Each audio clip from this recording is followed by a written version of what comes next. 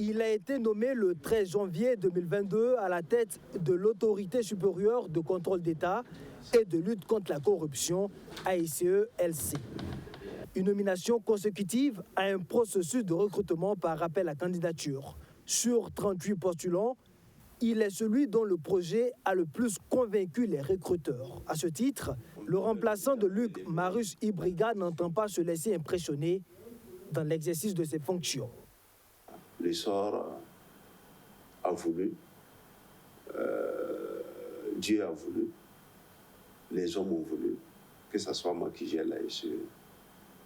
Je ne me laisse pas intimider, bien que je sache que effectivement, c'est des éléments à ne pas exclure. Ce qui compte pour lui, ce sont les résultats dans la lutte contre la corruption dans l'administration publique burkinabé. Sa vision est bâtie sur des valeurs comme l'intégrité et la probité. La vision est ici nivellée, faire de l'AICE une institution de référence résolument tournée vers la promotion de l'intégrité, la probité dans la gestion des services publics, privés et de la société civile. Voilà, donc voici la vision qui m'a guidé tout au long de ce processus. Et j'ai partagé cette vision lorsque j'ai été reçu par les membres du conseil d'orientation. Et j'ai également présenté les différents piliers ou les priorités sur la période de 5 ans. 9 actions prioritaires guideront son mandat durant les 5 années à venir. Il y a entre autres la mise en place d'un plan de carrière dans l'administration publique pour éviter le devoir de reconnaissance dans la progression du travailleur.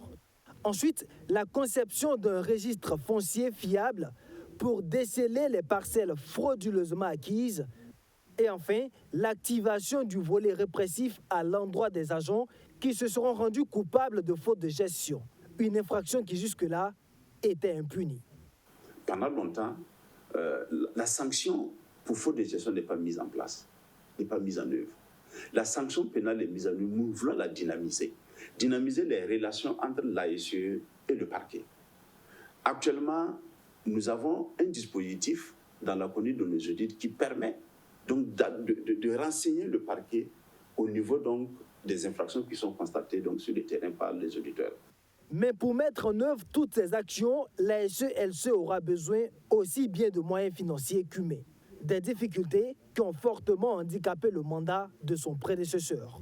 Nous avons eu donc affaire à solliciter donc, le ministre donc, de la fonction, en charge de la fonction publique pour que nous puissions cette année recruter 10 contrôleurs d'État, mais aussi recruter 10 assistants de vérification. Je note que ce n'est pas seulement les contrôleurs d'État. La loi prévoit aussi qu'à côté des contrôleurs d'État, nous ayons des enquêteurs et que nous ayons donc des assistants de vérification. À la date d'aujourd'hui, nous avons des enquêteurs qui sont mis à disposition. Donc, ils viennent de la police, de la gendarmerie, mais nous n'avons aucun assistant de vérification. L'inspecteur du Trésor de 51 ans sait qu'il aura du pain sur la planche tant la corruption est devenue systémique au Burkina Faso.